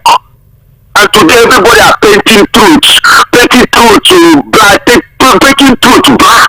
Thank you. Everybody will come and speak the truth. We are not one. All right. We are not what happened to Nnamdi Kanu. We are not one. Thank you for your call. Welcome to the Evening Rush. What's your name and location, please? Hello. Hello, how you doing? Welcome to the Evening Rush. Hello, are you there? Welcome to the Evening Rush. Hello. Can you hear me? Yes, I can hear you. What's your name and location? Okay, my name is Honorable James Emmanuel from Barras. All right, welcome. Go ahead, please. Go ahead. Let's hear your contribution. Go ahead. I can hear you. Okay. Please, I want to say, contribute. The problem of Nigeria is INEC. The major problem of Nigeria is INEC because all the that ruling us today is not voted by Nigerians. It's chosen by INEC because we are not having free and fair election in Nigeria. When Nigeria vote for the people they want, they will now choose, INEC will now choose the people they want because they have paid them. Before Nigeria will good, until Nigeria have free and fair election, Nigerians use their hands to choose who they want. That is when the Nigeria will be good. All right. Thank you for your call. INEC is choosing Nigerians, president and ministers and all the rest. So let we have free and fair election. Thank you so much. Welcome to the Evening Rush. What's your name and location, please? Good evening, Chairman. Good evening. How you doing? Fine. My name is Joshua Popkins. I'm calling from Makota. Welcome to the conversation. Go ahead, please. With regards to the insecurity, I will just make this parable. Person with a trained lion must either get a goat farm or a cow farm. I must make sure saying no be broke. And anybody who try to trap the wind, make him be ready for thunderstorm. We already know who they involved. You know the Nigeria has been ready, this thing will stop. No. Thank you for your calls. All right, let's take some of your messages on WhatsApp. Good evening, Chama. Patriotic concerned about the kind of information being shared across the country. Too many fake stories are being created and circulated. Their aim is to make Nigerians lose trust in our country. God bless Nigeria. All right, Emmanuel, thank you for your message. Hi, Chama. Asari has never ceased being an opportunistic fellow. His last statement is just one of the many he usually dishes out that doesn't make sense. We are in a country where people like him are tolerated and not questioned, just like Sheikh Gumi Chika from Lekki. Good evening, Nademi Kamara from Banana Island. Ignorant Nigerians asking why their heads not brought with those they kidnapped. As powerful as Israel, when Hamas took over 200 of their citizens hostage, they tried to use force, killing over 85 of the captives, successfully freed 4 and were forced to negotiate the freedom of others in a swap deal. How were they expecting the Nigerian security agent to rescue these innocent kids with massive bloodshed? Alright, who were the police protecting before? Is it not the VIP? Please, for your information, the so-called ordinary Nigerians are their own security by themselves. Ordinary Nigerians are everything for themselves. MKO, the living one from Satellite Town. Shama, good evening. My name is Ralph. Why is APC leaders deceiving themselves? APC government is the insecurity with devil in Nigeria. All right, good evening, Chama. This is an APC member by his address on River State. Mr. Elvis, I think that is for you. You're the one who talked about Asari Dokubo said he will protect Port Harcourt. Person say you be APC member. Good evening, Choma. Concerning Asari Dokubo's speech, he does not have the power and capacity to fight insecurity in the Delta region. He's been compromised since the inception of former President Ebele Jonathan. Even the Are Onokakanfo in the messing of Ghanaian Adams too cannot tackle the insecurity. These set of individuals have been posting, but they could not do anything. Mr. Oshibajo Comrade G from Lagos. Greetings, Chema. The so-called rulers in place of outstanding leaders in Nigeria have turned the country inside out with corruption in high and low levels. Nepotism, terrorism, banditry, unimaginable hunger, and all sorts of negativities. Implosion seems to be inevitable. Tex McKenzie from Philadelphia, Pennsylvania. All right, thank you for your message. I'm Shala from Ifo, Ogun State. Good evening, Chairman and our guests in the studio. If the government cannot display integrity, the nation cannot get out of these problems. Thank you for your message, Shala. Like your guest rightly says, it's only an individual that has already given up on itself that will want to join Nigerian military as it stands now. Good evening, VOP. It's a pity we find ourselves in this shameful and disappointing situation. Until the president of Nigeria decides to stop playing politics with security, these monsters will keep insulting our collective intelligence. Louis from Surulere. Greetings, VOP crew, guests and fans. Until those sponsoring terrorism in Nigeria are made public, especially with regards to the list of those sponsoring terrorism released by UAE, who will still be running around the circle from pillar to post. I want to ask your guests, how did we get here? Who did this to us? Until then, we are watching as the planet is listening. Thank you so much, Comrade Abraham, for your message. I do appreciate it very much. Send your messages on WhatsApp to 0817 175 6338. The only time Nigeria remember it has laws is when it released Nnamdi Kanu or the Easterners. Good evening, Chairman Elvis and everyone in the studio. It is very annoying that the government is quick at appointing junior officers and retiring the senior officers who automatically are pulled out of the force is now looking for a new recruit into the force. The same government calling for the recruitment of more men into the armed forces are the same people who will reintegrate so-called repentant terrorists into the armed forces. These same people later become moles. They keep compromising security intelligence, thus causing the colossal deaths of our able armed forces. Please tell the government to go and recruit their family members and leave the already tired and terrorized Nigerian youths alone. Nobody wants to die unnecessarily. Oma from Ogba. Choma, good evening. My greetings to the gentlemen in the building. For the recruitment, let them start with Sheyi Tinubu. Yes, as our president said, they will recruit more people in armed forces. Let him start from his son. This country is really sinking. Tebechiko from Lagos Island. Today, Mr. Gumi has become a VIP who is terrorist spokesperson with government. Please have Gumi, Dokubo and others not committed enough terrorist crimes. Chinemere from Agbara. The president is not ready to solve Nigerian insecurity as long as the government is doing selective judgment. All right. Emma D. Toby from Ibejuleki says, good evening, Chioma and the analysts in the studio. Our president and his cabinet have lost the capacity to end this insecurity. I suggest they seek external or internal assistance, but they must first of all prosecute those terrorism supporters and their financiers' names released by the UAE government. Bonsoir, Chioma. I am Engineer RG from Benin Republic. Please, kidnapping cannot stop APC Tinubu government. Let me go read that one. Good evening, Chioma. My name is Ugo from Yanowero. Please, I want to ask, is Esther not with people again? Esther is, but she's on leave. She went to rest for a bit, all right? But next week, she'll be back. My name is Demezwe James Amotosho, and they are... Okay, my name is Udemezwe, James Amotosho and their company, Jerry Namtekano. Now, what is happening in wicked government, God of choosing? Ha! Don't be go read this one. Which kind of message be this? Good evening, Madam Chama and your guest. Osage Nahoro from Ota. Nigerians urgently need military help from international organizations such as the US Army and Israel Army. Okay, make Israel leave Hamas. Come the happy fight Boko Haram. Good evening to everyone in the studio. It is right for all Nigerians to use our PVC to get out bad rulers out of government in the next election. They don't even care for the common citizens. You didn't tell me your name. Good evening, VOP. Let us agree that this is a total failed state. QED Oracle from Orile. Good evening, VOP. My name is Emeka. Senator Abaribe has not done anything in Abia South. Please ask people from Abia South. They will tell you. Does that mean you should still not talk about the situation of the country? Good evening, Chama, Mr. Elvis, Mr. Oranta, and VOP family. Please, Mr. Oranta, are you the activists we used to hear about during the military days? Somebody is asking. That was my uncle, late uncle Tony Oranta. Nah. Late. All right, so it May says, so rest in peace. Senator Abaribe didn't say it all. Tinubu pumped excess money in the National Assembly, which closed up their mouth. No matter how many new soldiers and police, as long as there is no will from government, no progress will be made. Amechi from Mafulugu. Obed Urge says, Analyst Elvis, thank you for hugely saying it all. No more, no less. Yeah, when the military tells you an election did not go the way it was supposed to be, they mean the election was not conducted well. There was rigging, people were shortchanged, etc. The military does not have their own interest in an election, but the people. Good evening, Chama, and all our wonderful analysts. Shema, please clarify. Is this Senator Abaribe that say we should not criticize the government of Ojo Zokalo? The problem in this country is huge and the elders are no more talking. Things are falling apart and the center can no longer hold. God have mercy. Mr. Egbe from Ijegun. Good evening, Chama Innocent. The UAE released the list of names of individuals who are sponsoring terrorist groups in Nigerians. Due to there is no Igbo person on the list. That's why the government of Nigeria keep the list. Hey, how you take no?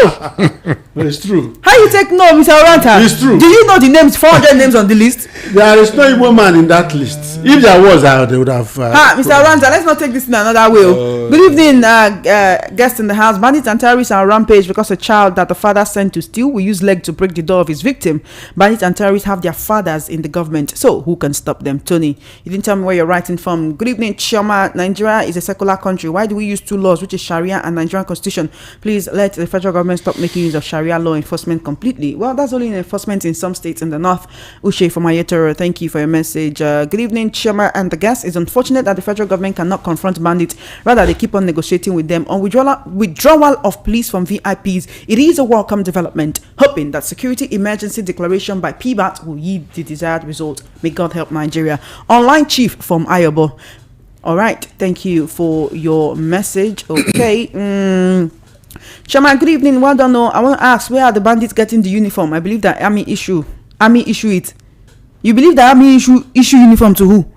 How come many are using the uniform during bad things in Nigeria? Ogbefi White now. So, he's saying, where do the terrorists get the military camouflage that they wear? Because sometimes they come into places in military camouflage and the people think that this is actually soldiers coming in. See, let me tell you something. I just gave you an instance of highly placed Nigerians who said that a police commissioner, assistant commissioner of police in Katsina State named Aminu, was killed by a notorious terrorist, and he wore the man's uniform and came for a meeting with the police, and they gave an instruction that none of the policemen that are coming should wear uniform. They should all come in mufti, and he wore this one and come to the place. Why are you surprised that they have uniforms? These people are in the military. They are in the security architecture of Nigeria, so they have it now.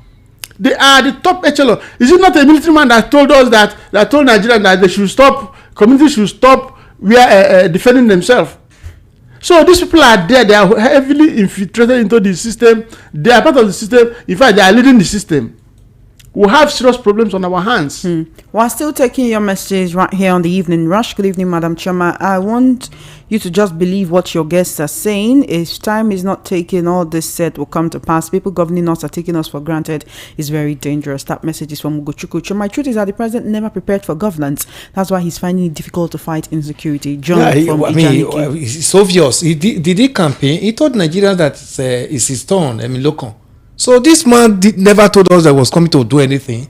He thought it's his turn, and that's what we are saying. But the Nigerians asking questions. Was he ready to answer? All the media debate. Did he attend any of them? Why did we have some question? He gets to the podium and start telling you it's my turn. Emiloko. So this man never told Nigeria he was coming to solve any problem. Emilocolism. That's what we are saying. So there's one of the somebody called or so and said the problem we have is INEC. I think I heard you. That's actually the truth. If the electoral system is transparent, this nonsense will not be seen. Maximum 4 years. If we make mistake in these 4 years, by next 4 years we'll remove you. But unfortunately, the electoral system is not transparent. That's why you see that even when they get in there, after all this, they still get back. We were here analyzing the 2023 general election, waiting to see presidential result in IREV. I was in this studio. Unfortunately, we never saw. The next thing we now heard was there was a glitch. Today, Mahmoud Yakub left as INEC chairman and was rewarded with a national honor. That means he has done his bidding at the detriment of Nigerians. So these are the problems, Choma.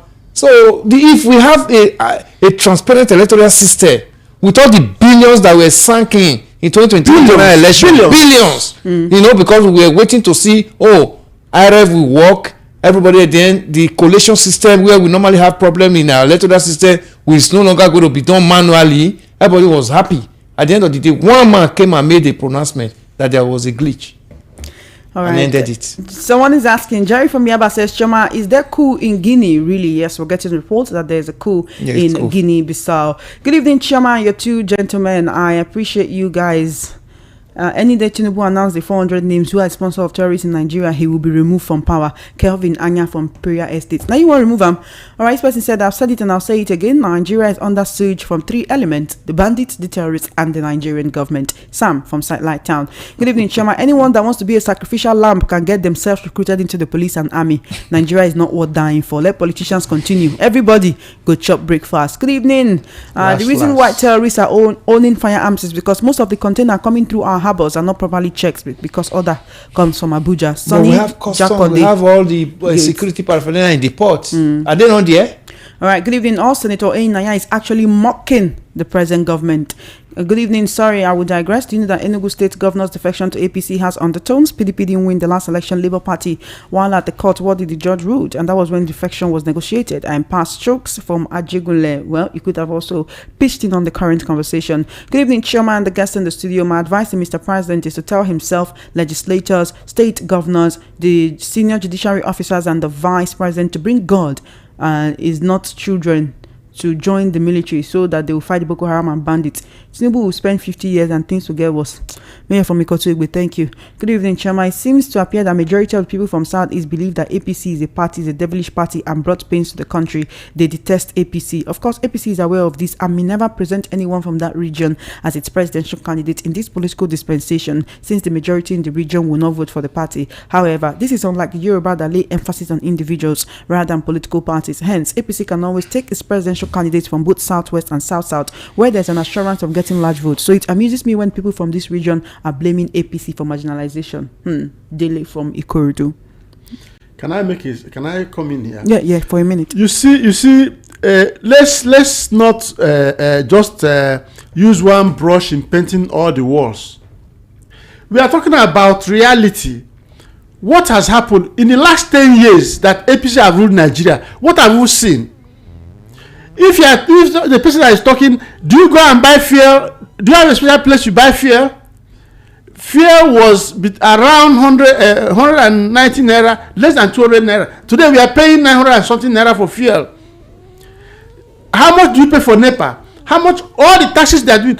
And look at the amount they have borrowed. Where is the money? Where is the money? What are the infrastructure they have built for Nigerians? So if you are saying this and you think it's okay with you, it's not okay with me. I don't care where I come from. It's not okay with me. And I'm sure it's not okay with most Nigerians. So that's your opinion, my friend. All right, then I'm still taking your messages on WhatsApp, trying to take as many messages as I can. All right, good evening, Chairman. Why is everyone afraid of calling the names of the terrorists? Imam Akole from Ago. If you know their names, please tell us. Chairman, good evening. I want the president to just give me 1 week to flush out those criminals out. Sam, Power Man. Chinedu, Bishop, Nabife, APC don't want to tell us that the night behind the terrorists as the sponsors can be exposed. Oh, wow. Mr. Anyanwu from Ajara Estate says, good evening, Chairman, the gentleman in the studio. The danger of creating a monster is that one day the monster will come against the creator. APC created a monster during Jonathan administration. Today, that monster has come against them. Good night. Good evening, Chairman and the guests. I'm against the recruitment of new sets of soldiers in the army. What is important is the retirement of all high-ranking officers in both military, police, etc. before recruiting new ones, so that the new ones will not be corrupted as well. From Ken in Lagos. Good evening, Chioma, Innocent, and your guests in the studio. Bayo Onanuga is an errand boy to the president. He must do all his best to please his master by speaking on his favor. President Tinubu should look deeply at the challenges facing the nation at large. Remy from Ejigbo. Good evening, Chioma. I greet your guests. My name is Gabriel from Ikorodu. The Chief of Army Staff said that very soon they will begin to force people into the army. Well, they said they did not say so. Where is Mahmoud Yakubu, who declared this problem Nigeria is facing today? He wasted more than 320 billion APC since 2015 came to squander. Good evening to everyone in the studio. Remember the later Army General appointed by Tinubu when he assumed office, he made a plea to the northern governors to allow the military clean the forest of these terrorists, but the governors kept mute and no order was given. Bandit can wear uniform, but he did not wear camouflage here in the south. Thank you for your message. That message is from Sean. Chioma, good evening. I don't want to see... well, that's not what we're talking about. Stanley from Okota. Good evening, VOP family. I told you, send your message once. How can you send me 18 messages at once? Come on. Greetings, VOP family. I love VOP station, but truth must be out in Nigeria. You and me must stand with the truth. Check out the picture and statement about the terrorists we see in government of APC by Mr. Common Sense. All right. Chioma, the change of security chiefs is more or less propaganda. It's because the government is afraid of the coup attempt. This government is afraid that is why he changed them. The only time you see police and army work is when people protest or demand for their rights. That's when you see them doing service and hypocrisy for government. Case study, NSAS, 2023 elections, end bad governance, Nnamdi Kanu protests, and now the demolition in Owerri Shoki. I learned that the police were defending those demolition people. Also, they don't want to protest why that energy could have been used for bandits and Boko Haram. Rather, the government is negotiating with them, saying they've repented, they've put them into the society. What happens to the 400 names of those sponsoring them? You can see no political will to fight insecurity because of 2027 election gains. It's a shame. The worst of us is willing the best of us. Truly, there was a country. Lekon from Lagos. President Tinubu promised corn, Agbado. He also said he will widen the tax net and reduce the purchasing power, which we are achieving. Amechi from Mafoluko. Hi, Chama, my name is Chukudi. I wish Nigerians happy Emiloconism. Tinubu can react on the comments from the northern elite who said that bandits are their brothers, fathers and sons because they need the northern vote to come 2027. That's why he turned the blind eye. From Iwoha Ikechuku. Perhaps your guest should direct the question to his governor to clarify where the funds are. That is from Abidin. All right. The government is built on propaganda. Just imagine a father lying on national radio. I think he should bury his head in shame. According to Afrobeat legend Femi Kuti, they say truth don't die. Where is Lai Mohammed today? Let him come and continue. Kenneth from NNPC Ejigbo. Imam Akali from Agor says, good evening, Chairman. Number 1 is Gumi. Number 2, all governors from the north should come out and exonerate themselves. I succeeded in reading all the messages today. Clap for me. That's good. Thank you so much. All right, let's get your concluding thoughts, Mr. Elvis, and then Mr. Somi Oranta before we go. Well, thank you, Choma. We are not tired and we will never be tired, and we cannot be cowed. Whether they refuse to do their job in the National Assembly, we will continue to do our own in the media. So we are not going to allow this democracy to slip off our hands. Some of us, we are students when we fought for this democracy, for the military. And here we are today. So you know what it takes when you have a delayed childbirth. When you eventually get a child, you know how you handle it. We grew up under military administration. So when we fought for it and fought against it and got the democracy, it's like a delayed childbirth. So we must protect this democracy jealously. So we are not going to allow the politicians to mess us up.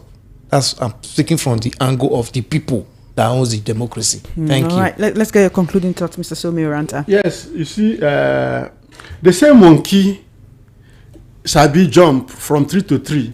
Now, because the trees are very close by, if the trees were far apart, you go no say monkey no sabi jump anything. So these terrorists that are terrorizing Nigerians, it's because of the support they're getting from the government and from the people that matters. May they not come River State to, may they not come River State, may they not come Niger Delta. We are not going to wait for anybody. Shouldn't you be concerned about Nigeria as a whole? If they surround 35 states in Nigeria, if Nigeria want them to surround now, because I'm seeing... So you are supporting Asari Dokubo, is your brother? I'm supporting him. I'm supporting him in this one. I may not support him on that one, but you see in this one, I saw this in a video where they were heavily decimated. We can't take this. We can't take it. Let every other state wake up and say, look, we won't take it. What kind of thing is this? All right, that's all we can take on today's episode of the Evening Rush. I thank you for being a part of the program. Thank you for your comments on YouTube. Thank you for your messages on WhatsApp. Thank you for your calls. I can't even take any more messages at this point. Honestly, I can't take any more messages at this point, but I thank you for being a part of this conversation. Thank you so much, and enjoy the rest of your evening. Remember, it's not just about what your country can do for you. You also have to think about what you can do for your country. Let us do the best that we can to make Nigeria better in our own little corner of the world. Have a good evening and stay tuned. More interesting programs will be coming your way. The Evening Rush will be back same time, same station tomorrow. We'll be having a conversation with Barrister Darlington Agomwa, and of course Esther Nwachukwu will be back on your airwaves from next week Monday. Let me tell you a secret, I cannot wait for Esther to come back. I miss her so much. But anyway, that's a conversation for another day. Have yourself a good evening and bye for now.